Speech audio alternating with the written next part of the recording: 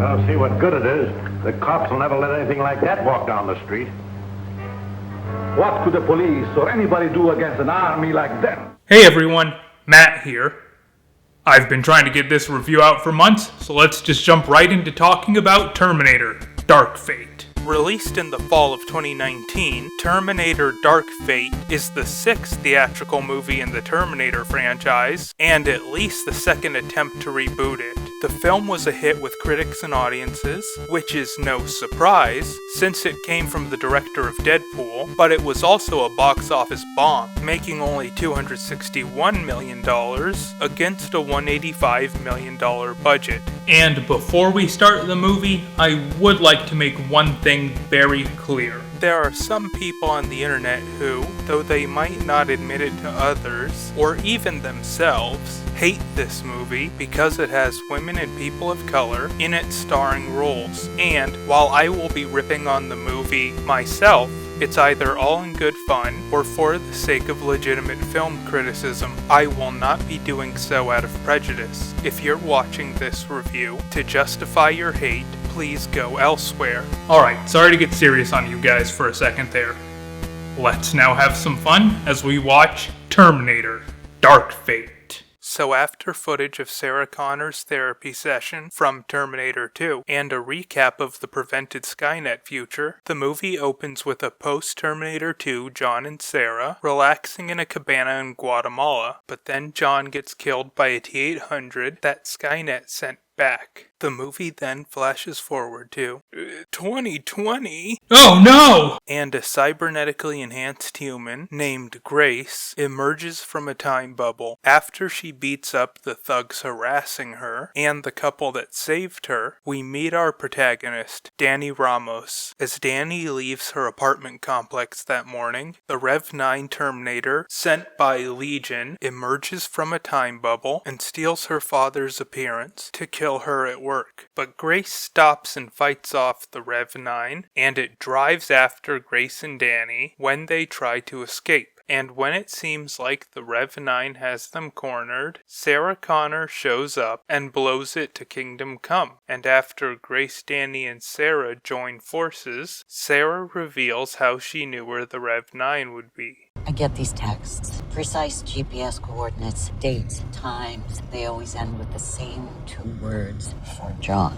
Which leads Grace to pinpoint where Sarah is getting the texts from. My commander had them tattoo these coordinates on me. Told me to go here in case anything went sideways with my mission. It's the same location your texts come from. And so the three decide to head to the location in Texas. But our heroes get stopped while trying to cross the border. And this leads to one of the best scenes in the movie, where the Rev 9 murders what are essentially ICE agents in its pursuit of Danny.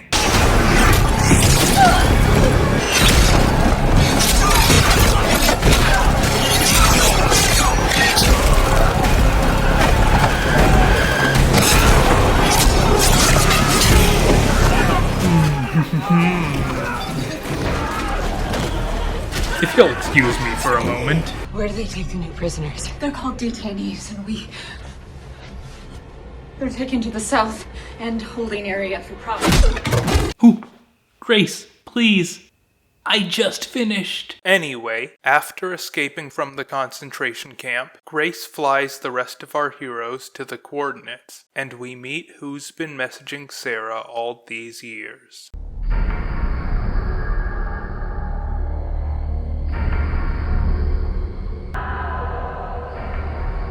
Sarah Connor.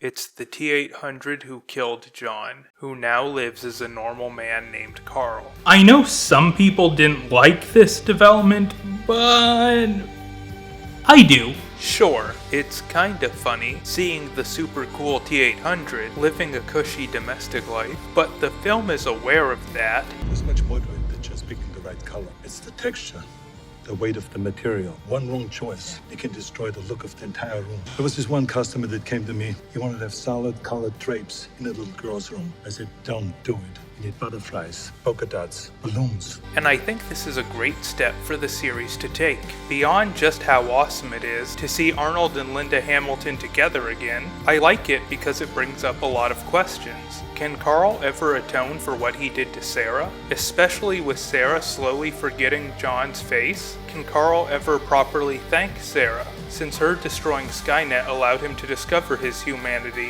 what does it mean to be free? What does it mean to be human? Is it love that makes us human? This change opens up all sorts of new dialogues that I'd love to hear someone more versed in philosophy than me talk about. That said, after forming a temporary ceasefire, Carl and Sarah, along with Danny and Grace, formulate a plan to use Danny as bait, and then fry the Rev-9 with some EMPs that they get from Sarah's Air Force friend. And after getting the EMPs, the Rev-9 hunts our heroes down, and they barely escape on a cargo plane. But the EMPs get damaged beyond repair in the firefight, which leads to Grace telling Danny why she's being chased by the Rev-9. I know you. It was you who found me in the ruins after Judgment Day.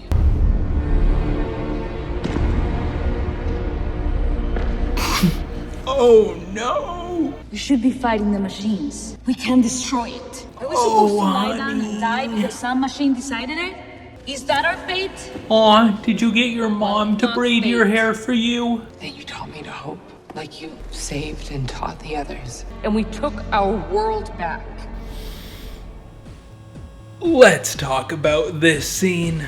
So this actress, Natalia Reyes, does fine playing present-day Danny, the naive innocent who will eventually become the savior of humankind. But, oh boy, she cannot play future, hardened, years older Danny. She has too much of a baby face, she's too short to sell this fight scene, and of all her line reads, she doesn't convincingly say the rather limp speech she's given. If I were directing this movie, I'd do what was done with the other main characters. Get someone else to play this part. I'm sure there are probably tons of older, more imposing Latina actresses who would have loved to play the future savior of humanity. So why they didn't go with any of them is a mystery to me. Anyway, after the flashback, the Rev-9 causes our hero's plane to crash, but they manage to maneuver their way into Hoover Dam, where the final battle takes place. And after an awesome fight scene that includes the Rev-9's exoskeleton being forcibly peeled off, Grace tells Danny to use her power source as an EMP,